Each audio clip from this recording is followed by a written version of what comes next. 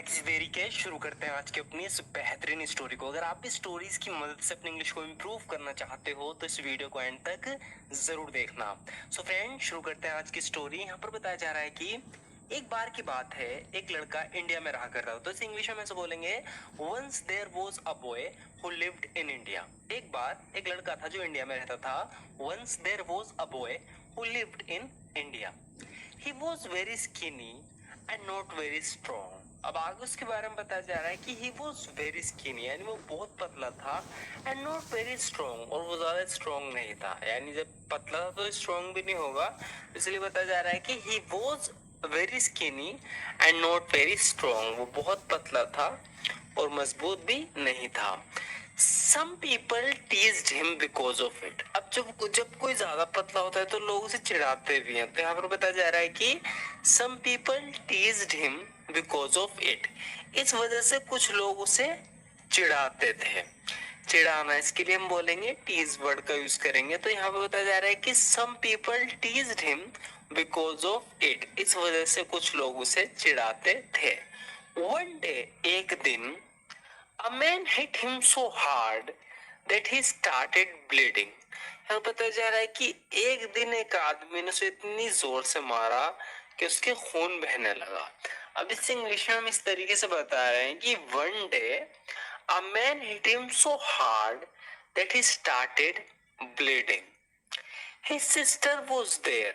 उसकी बहन वहां थी। जब उस आदमी ने उसके मारा और उसके खून निकल रहा था तो उसकी बहन वहां पर थी।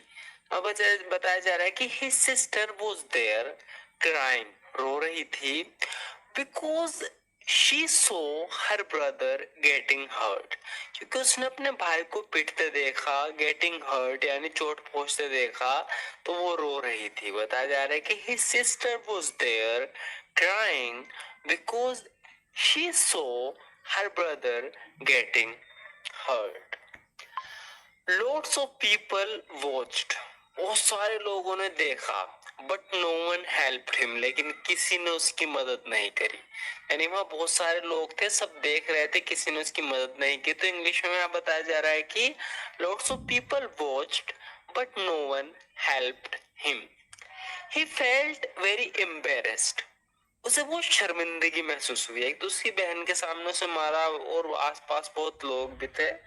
और बताया जा रहा है कि he felt वेरी एम्बेरेस्ड, यानी उसे बहुत एम्बेरेस्ड फील हुआ, बहुत शर्मिंदगी महसूस हुई।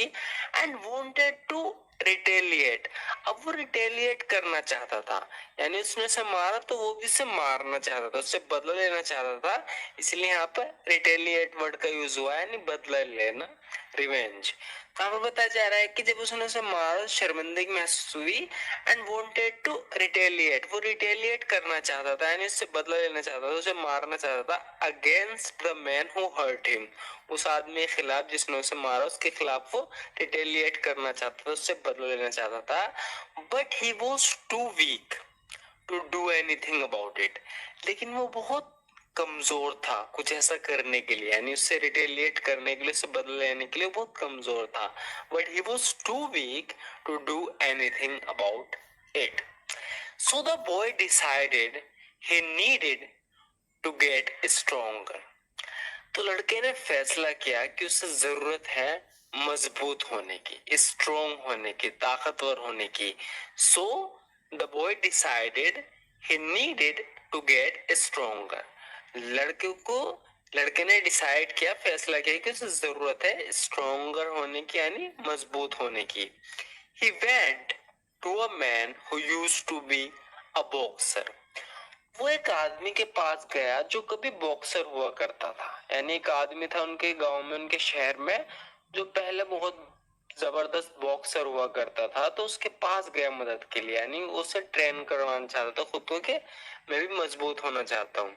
तो आगे बताया जा रहा है कि जब उसने डिसाइड किया कि वो स्ट्रॉन्ग बनना चाहता था, तो he went to a man who used to be a boxer. वो उस आदमी के पास गया जो कभी बॉक्सर हुआ करता था, use to be a boxer, boxer हुआ करता था। The toughest guy in the city, शहर का सबसे टफेस्ट गाय, यानी सबसे मजबूत गाय, उसके पास वो गया।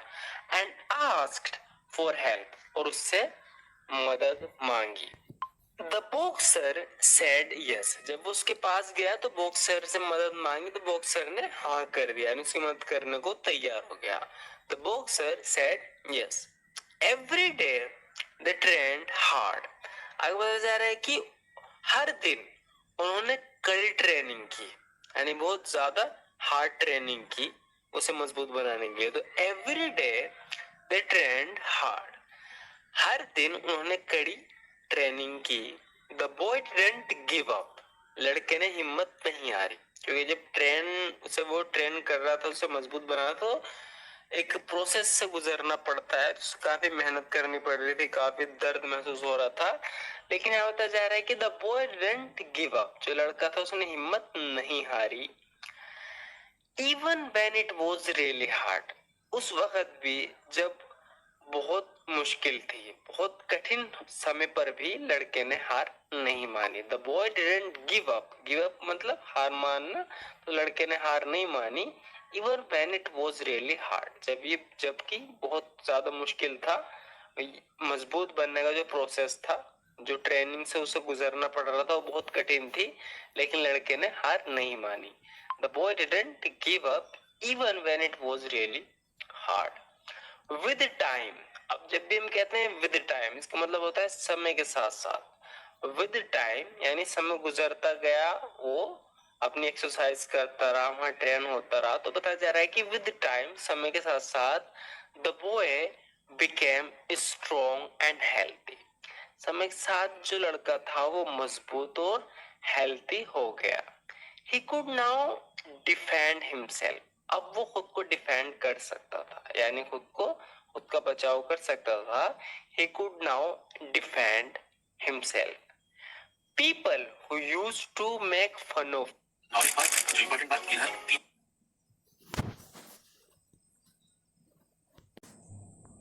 लोग जो उसकी मजाक उड़ाया करते थे, इसे इंग्लिश में हम इस तरीके से बोलेंगे, people who used to make fun of him were surprised by his change.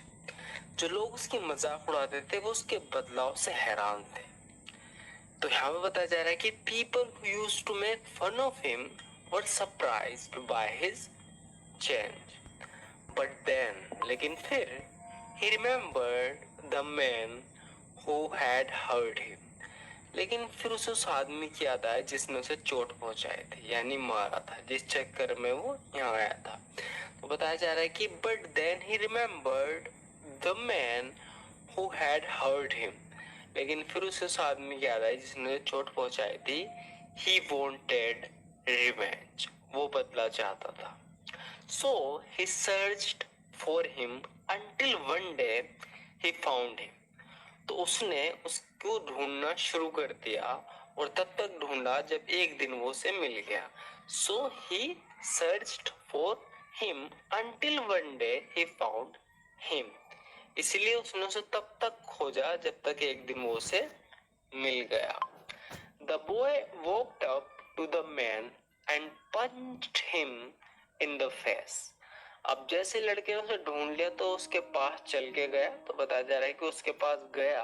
The boy walked up to the man and punched him in the face, और उसके चेहरे पर एक पंच मारा। Making him fall down, और उसे गिरा दिया, यानी जैसे उसके चेहरे पे पंच लगा तो वो गिर गया। तो इंग्लिश में इस तरीके से बताएंगे, the boy walked up to the man, जो लड़का था उस आदमी के पास गया, and punched him in the face, और उसके चेहरे पे मुक्का मारा, यानी कि पंच मारा, मेकिंग हिम फॉल डाउन, जिससे वो क्या हुआ कि गिर गया। He was ready to hit him again, वो फिर से उसे मारने को तैयार था, जैसे ही वो गिरा वो उसे और मार रहा था। ही वाज रेडी, वो तैयार था टू हिट हिम अगेन, उसे फिर से मारने के लिए। But then he saw a little girl crying, लेकिन फिर उसने एक छोटी लड़की को रोते देखा। She was the man's daughter, वो उस आदमी की लड़की थी।